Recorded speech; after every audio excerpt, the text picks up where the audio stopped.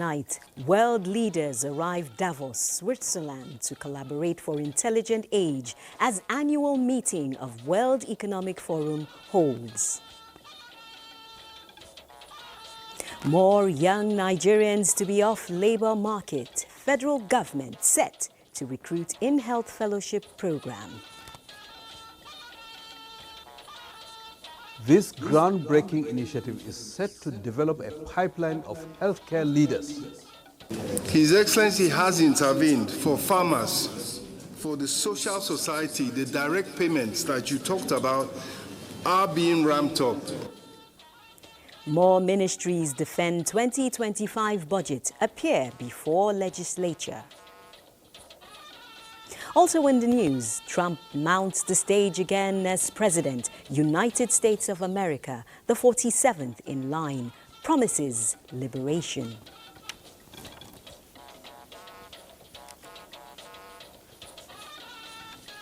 The golden age of America begins right now. We will be the envy of every nation, and we will not allow ourselves to be taken advantage of any longer.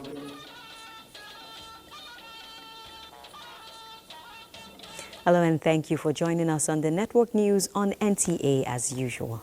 I'm Naja'atu Tijani, and joining me tonight in our two major segments, business, Musa Abubakar Musa. Well, inequality widens as billionaire wealth hits $15 trillion, says Oxfam. Well, we look forward to the details, and our second major segment is sports with Badi Atele. Badi. Right, Nigeria Premier Football League gets set for the second stanza of the league with the unveiling of the match ball as the National Sports Commission and Vice Chancellors come together to promote school sports. All right then, Badi, we look forward to the details. Remember that this broadcast is also being streamed live on our website, nta.ng/live. Do follow us across social media, Facebook, X, Instagram. And of course, our handles are displayed on the screen. And now the news in detail. Vice President Kashim Shettima has arrived Davos, Switzerland, where he is representing Nigeria at the 2025 annual meeting of the World Economic Forum. The meeting brings together global leaders, business executives, and development partners to address global and national economic challenges to identify strategies for sustainable growth. At the forum, Vice President Shettima will participate in bilateral meetings and discussions aimed at advancing Nigeria's economic opportunities and addressing global risks. Another notable event on the Vice President's schedule is a workshop titled Roadmap to Co-Create Investment Opportunities for Africa's Frontier Markets, organized by the African Development Bank in collaboration with the World Economic Forum. Another major highlight of the Vice President's engagement is the launch of the Humanitarian and Resilience Investing Roadmap for Africa, a collaborative effort between the Africa Development Bank and other partners. The initiative aims to foster public-private partnerships and attract investments to Africa's emerging markets. In addition, the Vice President will co-chair a forum on turning digital trade into a catalyst for growth in Africa at the Pasha Congress Center. The forum will provide insight into leveraging the private sector to accelerate the implementation of the Africa Trade Agreement Digital Trade Protocol, a framework adopted by the African Union leaders in January 2024. Vice President Shettima is also scheduled to attend the annual meeting 2025 Crystal Awards dinner for heads of state, government officials and international organizations at Core Park Village. Another key engagement is his participation as a panelist in a session titled Global Risks 2025, which will take place at the Aspen 2 Congress Center. This dialogue will explore critical geopolitical, technological and environmental risks shaping the global landscape.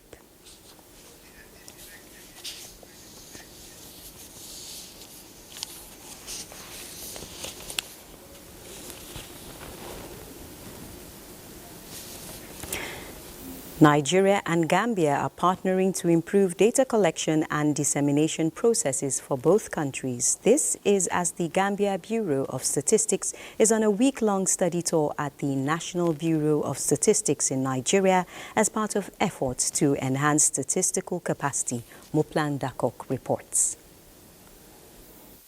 The Nigeria Labour Force Survey and the Nigeria Living Standards Survey have captured the interest of the Gambia, prompting this visit.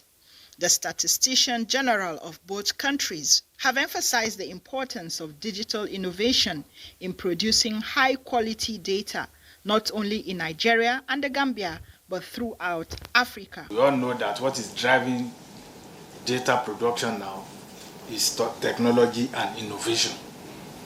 It's no longer manual, it's no longer the rudimentary way by which you produce data. And all of these we are going to showcase to your team so that you have valuable things to take back home. The Statistician General of the Gambia Bureau of Statistics described Nigeria as the big brother of Africa, urging the country to take the lead in advancing sustainable and improved statistical practices across the continent. If Nigeria is moving, we move. If Nigeria is not moving, we will not move. There is no way that Africa will move when Nigeria is not moving. So I encourage you to keep the momentum and give the support as much as possible to other countries. The week-long engagement is expected to yield innovative approaches to producing timely, accurate and reliable statistics, critical for policy formulation and decision-making. In Abuja, Muplang Dakok, NTA News.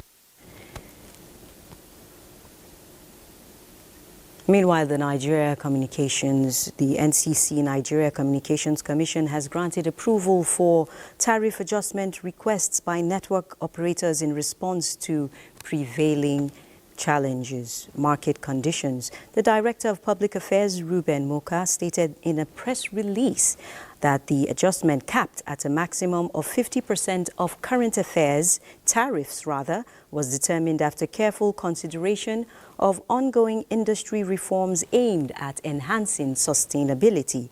The statement says the approved adjustment seeks to address the significant gap between operational cost and current tariffs while ensuring the quality and delivery of services to consumers to remain uncompromised within Nigeria's digital ecosystem. And now stepping out of his role as a sportsman to give us the facts on this development is Ayo Deji Makinde. Ayo, I'm sure Nigerians are eager to hear what this is all about. That's absolutely correct, Najatu, because of this latest development. There's been so much talk about it a few days ago because for the first time in over 10 years, we're having a review. But let's start by telling you that the assertion by the Minister of Communications, Innovation and Digital Economy, Bosun Tijani, that telecom's tariff will go up stirred reactions from subscribers across all mobile networks. Data from the National Bureau of Statistics in the third quarter of 2024 reveals the foreign investment in the telecoms industry fell to a 6-year low of $14.74 million. This was attributed to rising costs and record losses. Recall that the Nigerian Communications Commission gave a deadline of January 27 to mobile network operators in the country to disconnect unstructured supplementary service data codes assigned by the Commission to financial institutions which are indebted to MNOs, that's mobile network operators, if such financial institutions do not settle outstanding invoices. Remember, this has obviously affected profits before the advent of global system of mobile communications in August 2001. NITEL some years ago, on the 1st of June of 2001, increased, next page actually, increased tariff by over 100% from 1 naira 90 kobo in 2001 per minute to 4 naira 30 kobo. The cost of SIM card then was around 20,000 naira, while call rate was 50 naira per minute.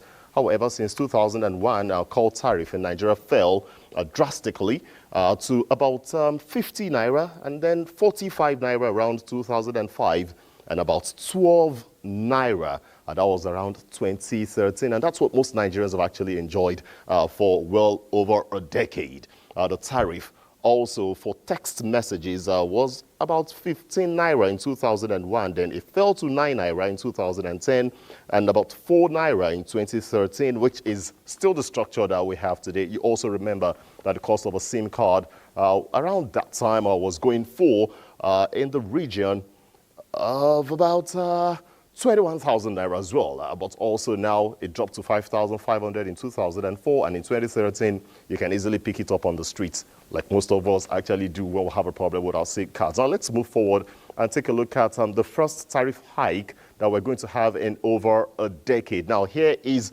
what is really going to look like for the major MNOs, mobile network operators in the country: Airtel, MTN, Glo, Etisalat, ISPs, internet service providers, VAS, value-added services, PNL, that's private network links. Voice calls now rates increased from 11 naira to 15 naira 40 kobo to about 17 naira 60 kobo. Remember, it's a maximum cap of 50% for each of them. And of course, we're also going to see a rise in cost of SMS from 4 naira to 5 naira 60 kobo per message. Now, data for a gigabyte bundle has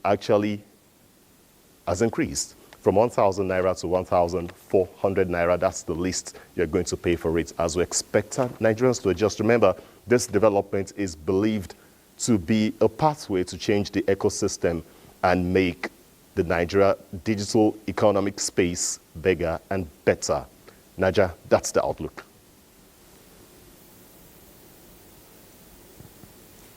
Thank you, Ayo. You've crossed the T's and dotted the I's. Well, I was going to ask some questions, but your last statement there summarized it. Thank you, Ayo. Meanwhile, the Nigeria Data Protection Commission has unveiled a national certification program for data protection officers in fulfillment of one of its key mandates of boosting the country's digital ecosystem. Ayodeji Makinde reports that the training holding in Abuja is expected to produce 100 globally certified data protection experts. Participants are drawn from different sectors of the nation's economy to receive training on cyber analytics, security, data privacy and protection as key components of Nigeria's digital economy. We came up with the idea of training and paying for the certification of data protection officers who will now become certified, who have certificates to actually practice as data protection officers. You will be allowed to go and read thoroughly because the exam is not going to be easy. Minister of Communications, Innovation and Digital Economy, his counterparts in the Youth Development Ministry and other government officials emphasized the importance of utilizing available statistics on Nigeria's expected exponential population growth as a foundation for a prosperous digital economy. Remember, you've been given the chance to chart a path and a future for yourself that will not only make you prosperous, but also open up opportunities for the country. Or upskill most of the skills that we have. The certificate is not enough to say I am 2-1, I am 2-2, I am 2-0, you will just remain where you are. Experts in related fields are training 100 of them over a week for their induction into data privacy and protection space before writing the international certification examination with all fees paid by the federal government. In Abuja, Ayodeji Makinde, NTA News. Meanwhile, implementation has started on an agreement signed by Nigeria and France in December 2024 in Paris. Minister of Solid Minerals Development, Dele Alaki, says the provision of advanced technological equipment and funding for the exploration of geological data for the Nigeria Geological Survey Agency is a welcome development. The minister and France's interministerial delegate for strategic minerals, Benjamin Gazio, met at the Future Minerals Forum in Saudi Arabia, where they fine-tuned details of the cadastral sector agreement. Dele Alake observed that adopting modern mining practices using cutting-edge technology was the way to go for Nigerian mining sector. The French minister, on his part, announced that a list of interested French mining companies would be forwarded to Nigeria as it's set to benefit from funds being managed by France to build the capacity of geologists and laboratories in Africa. 1,000 geologists from Africa have already benefited from similar partnerships. Donald Trump returns to the White House as the 47th President of the United States for a second term. President Trump, the Republican ticket bearer, was declared winner in the November 5th, 2024 general election. Frama Panyu reports that for the first time, the inauguration was done inside the Capitol. It was yet another momentous occasion for the United States as the 47th elected president assumed his responsibilities. The President-elect of the United States. Chief Justice John Roberts of the Supreme Court administered the oath of office. I, Donald John Trump, do solemnly swear. I, Donald John Trump, do solemnly swear. That I will faithfully execute. That I will faithfully execute. The office of President of the United States. The office of President of the United States. Buoyed by his historic political comeback, the billionaire Republican displayed no inclination to temper the bombastic style that previously shook the nation. He announced plans to begin his administration by issuing executive orders aimed at fulfilling his campaign promise.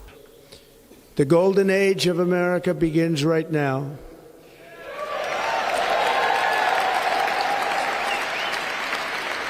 During every single day of the Trump administration, I will very simply put America first. The inauguration was attended by former presidents of the United States and various world leaders. I elected him because, he is a fighter and he didn't give up. His border policy, I think, is out of the two candidates, I think he was the best. So, yeah. In 2021, Joe Biden succeeded Donald Trump, and 4 years later, Biden passed the torch back to Trump. Frama Panyi, NTA News. This is the network news on NTA. In a moment, federal government advocates recruitment of qualified educators in tertiary institutions. Details and more in a moment.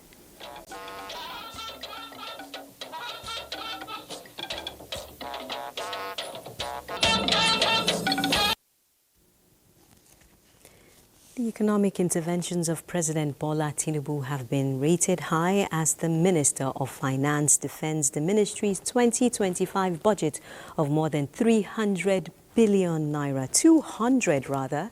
That's 200 billion naira.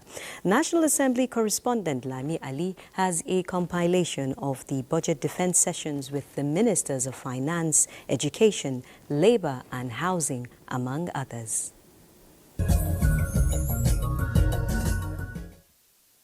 The payments to individuals, the loans to students, the CNG buses for workers, and the relatively low interest loans for small-scale business in particular, these are all interventions to ameliorate the situation of the relatively high cost of living, which is coming down. The Senate Committee on Finance was impressed with the proactive approach of the administration and approved the 2025 proposals of the Finance Ministry. Based on the fact that most of my colleagues commended you, your integrity was what also added to their conviction that what you presented to us is exactly and meticulously what you want to spend in the Federal Ministry of Finance. Making provision of shelter to millions of Nigerians a priority as a basic necessity took up most parts of the engagement between the Housing Minister and the Senate Committee. The committee wants the federal government to offset the over 90 billion naira owed contractors. To domicile the the money in the ministry so that you can now continue to pay off the liability and even build more.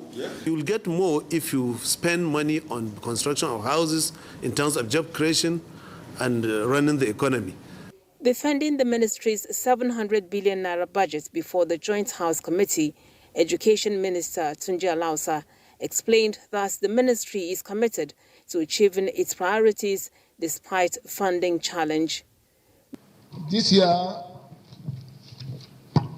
you are also presenting a request for 3.8 billion. For computers again? Did you encounter challenge? What happened was that we had one-of-a-kind meeting with our principals of Unity schools. And one of the questions they raised that we're trying to engage them to build digital literacy to improve efficiency. Their teachers do not even have computer, laptop. Minister of Labour, Megari Dingyadi, informed the Senate Committee on Labour at the ministry's budget defense that skill acquisition is being upscaled to add to the number of self-employed in Nigeria in 2025. All our parastatals and agencies are working on this issue of fighting unemployment. The issue of minimum wage is carried in the appropriation bill, and I think it is commendable. The Ministry of Humanitarian Affairs and the Northeast Development Commission were with the Committee on Special Duties to defend their allocations. Meanwhile, the committee has made a case for the National Emergency Management Agency, NEMA, to be placed on first-line charge after a meeting with officials from the Budget Office and Office of the Accountant General. Ensure that these monies are paid as at when due to the agency for them to effectively discharge their responsibility. The Bureau for Public Procurement, while at the House of Representatives, appealed for addition to its 3.3 billion naira budget ceiling. Strategy is to ensure we prevent misuse of funds through IT tools. We have carried out significant procurement audits. As a committee, we are mindful of the paucity of funds, the ceiling that is being imposed on your agency.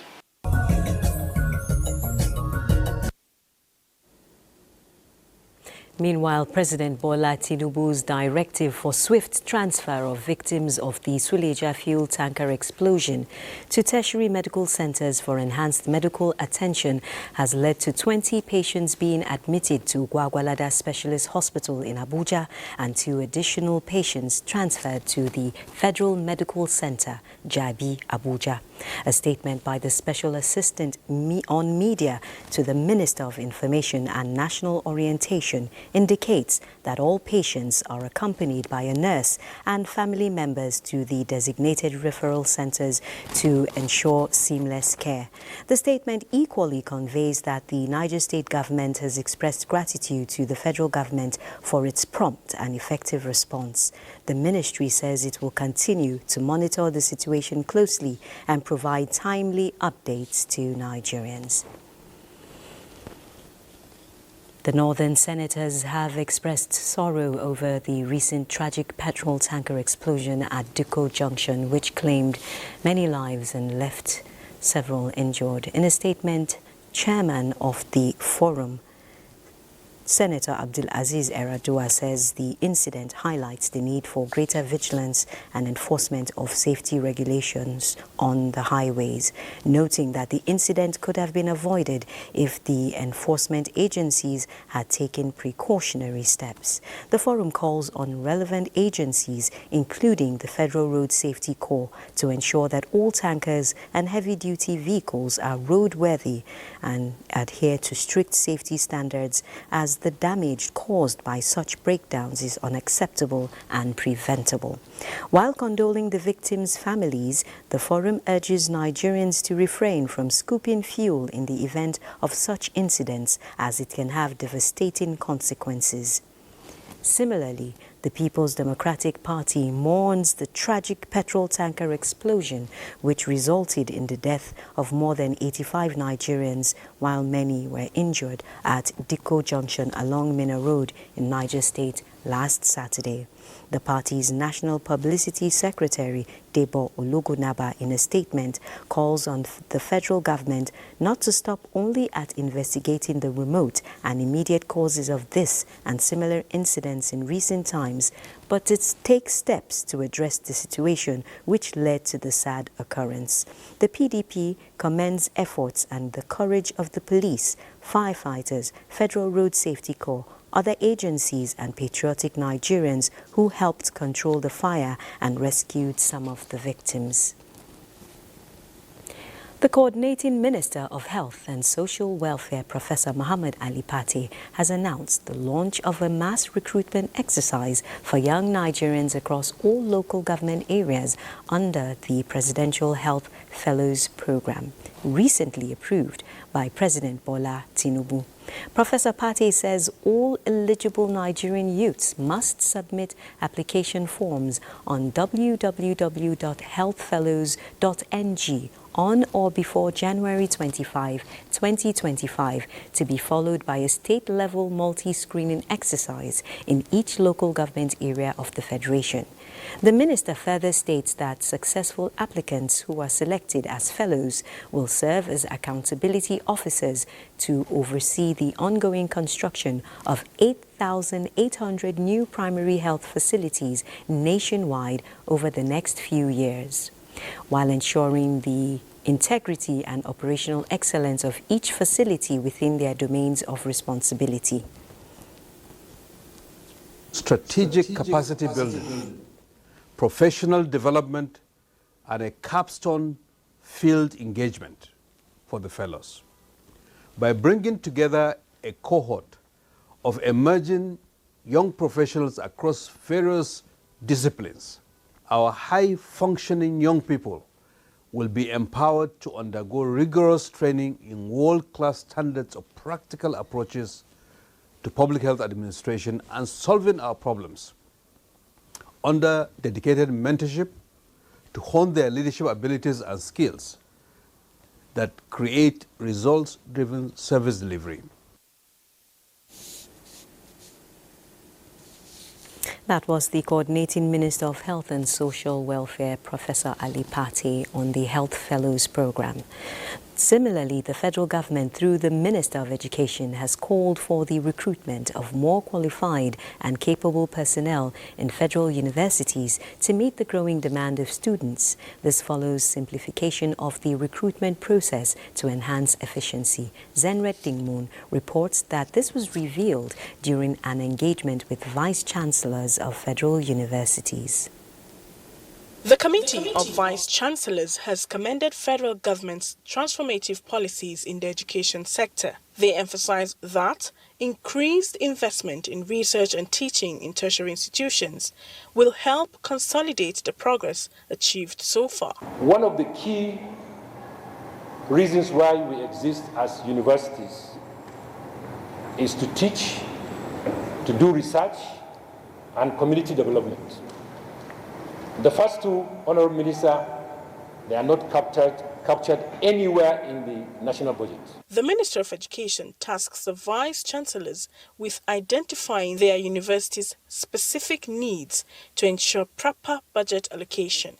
Our universities stand at the forefront of shaping the minds and talents that will drive the progress and prosperity of our society. The federal government is committing enormous resources in all these universities, and you must meet the government halfway in training citizens that will be useful to themselves, to their communities, and the country. The discussions further addressed how to navigate the simplified recruitment process in line with civil service regulations, enhance sports development in tertiary institutions, and effectively access endowment funds to support university growth in Nigeria. In Abuja, Zenret Dingmoon, NTA News. Still on education, the National Association of Non-Academic Staff Union and the Association of Senior Civil Servants of Nigeria have expressed strong support for the proposed increase in staff feeding allocation in the 2025 budget. They described the initiative as a key step towards enhancing productivity at the Joint Admissions and Matriculation Board, JAM. The two major labor unions at JAM shared their views during a health walk organized by the board to kick off its 2025 activities in Abuja. While addressing the rationale behind the proposed 1.1 billion naira allocation for staff feeding in the budget, NASU JAM chapter chairman Andrew Onakpa emphasized the importance of prioritizing staff welfare, noting that the gesture reflects the humane leadership of the JAM registrar and should be encouraged rather than criticized. The expanded feeding program, set to cover more than 2,300 staff members across JAM's 44 offices nationwide, is expected to boost employee performance, ensuring excellent and more efficient service delivery. On the reported 850 million naira proposed for fumigation, cleaning and security services, NASU representative Aibola clarifies that the amount covers a comprehensive range of services, including cleaning, fumigation and security operations across all JAM offices nationwide. The unions reiterate their commitment to supporting initiatives which prioritize staff welfare and workplace efficiency, vital to achieving JAM's objectives. This is the network news on NTA. Stay tuned for more reports after this time out. And of course, Musa Abubakar will be standing by with business. Thanks for being there. Let's now talk business. Billionaire wealth surged from $13 trillion to $15 trillion in 2024, marking the second largest annual increase on record. Oxfam latest inequality report says that the world's richest 1% now own nearly 45% of global wealth, while 44% of people live on less than $6.85 per day. Despite rising wealth at the top, poverty levels have barely changed since 1990. Oxfam predicts the emergence of at least 5 trillionaires within a decade. And now to energy. Oil prices deep on Monday as U.S. President Donald Trump, sworn in for a second term, announced plans to declare a national emergency on energy, pledging to bolster strategic reserves and expand American energy exports globally. Brent crude futures fell 64 cents to settle at $80.15 in early trading, according to Reuters, while U.S. West Texas Intermediate crude dropped $1.30 to $76.85 or 58 cents a barrel. The more actively traded WTI March contract declined 91 cents to $76.48. No WTI settlements occurred due to the Martin Luther King Jr. Day holiday in the U.S. And now the equities market began the first weekday of trading in positive territory. The all-share index climbed 0.02% to end session at 102,370.36 points. A total of 353 million shares in 13,891 deals, corresponding to a market value of 7.9 billion naira, were traded. Today's data shows 8% improvement in volume, 33% decline in turnover, but 17% improvement in deals. Equity capitalization of the Nigerian Stock Exchange increased to 62.9 trillion naira. Universal Insurance Company recorded the highest volume of 31.3 million traded shares, followed by ICO Insurance, Owando, and Zenith Bank. It's time to pause for more messages. The news continues after the break. Stay tuned.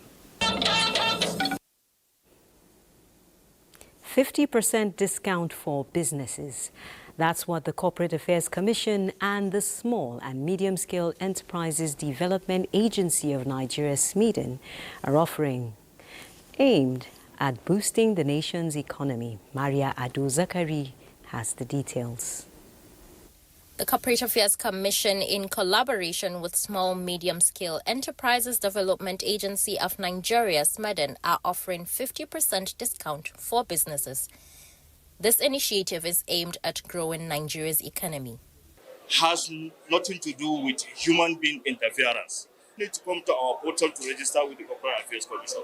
You can achieve registration with the Corporate Affairs Commission through your NN portal. The meeting here is on compliance and enforcement of regulations in business registrations.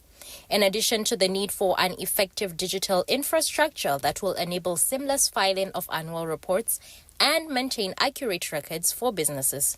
This, experts say, is a game changer for Nigeria's economy.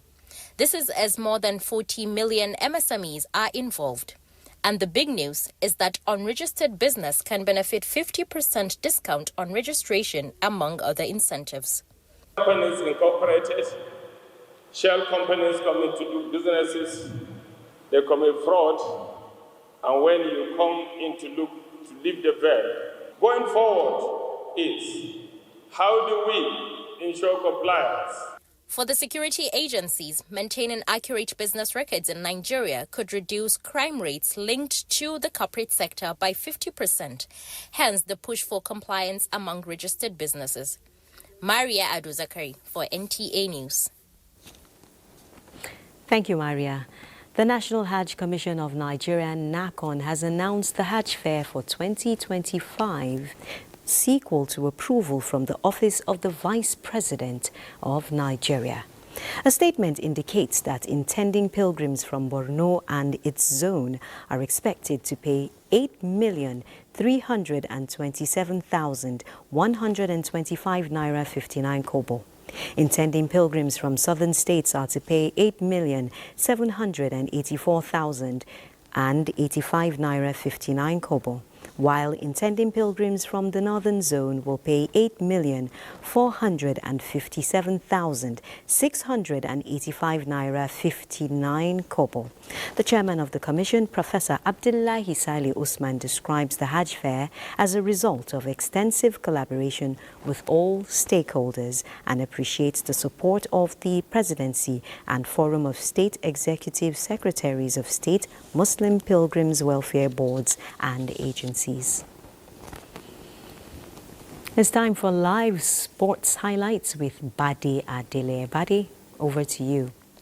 Many thanks, Najatu.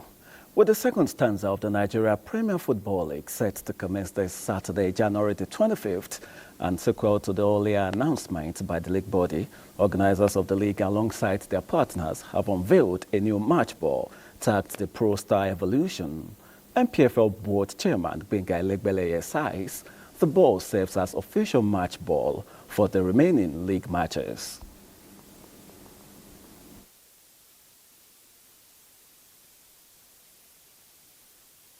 Before we start the second stanza, we want to give it around to the clubs so that they can at least have some practice with it before the kick start for the second round. It means the standard of FIFA and CAF, and definitely it is what it is in the new team. Now, Nigeria is strengthening foundation for an effective school sports system which guarantees the identification of budding talents at the grassroots, who will be nurtured to the elite stage and offered career pathways for life after their competitive days. Chairman National Sports Commission Shehu Diko disclosed this to NTA after a strategic engagement with the Committee of Vice Chancellors in Abuja, restating the mandate of President Bola Tinubu for a vibrant sports sector that is driven on development templates rather than periodic appearances at competitions. We are now engaging the Vice Chancellors because the tertiary institutions, sport like the Nuga Games, are very, very critical to what we are doing. See how we can collaborate and get them to be all involved and be part of what we are doing. We are trying to establish centers of excellence, at least one university per zone of the country. This is the platform to discuss that and see how we can sell that idea to get that going. And talking about an icon now, Kwara State Governor Abdurrahman Abdulrazak, the Nigerian sports community and the NTA sports family celebrate the multi-talented athlete and sports journalist Hamid Adio on his 70th birthday. Governor Abdulrazak says Alhaji Adio is a perfect example of how younger generations can successfully develop their sporting talents and pursue a career in STEM without losing out on other intellectual endeavors. It describes him as a great Olympian, super administrator, sports journalist, and community leader. And of course, he says he ticks all the right boxes as a great man and patriot who has earned his respect among his peers and beyond. And of course, Governor Abdulrazak asks Allah to grant Alhaji Hamid Adio good health, long life, and happiness as he serves as a great inspiration for the younger generation. That's a bit on sports. Let's now return to Nigeria.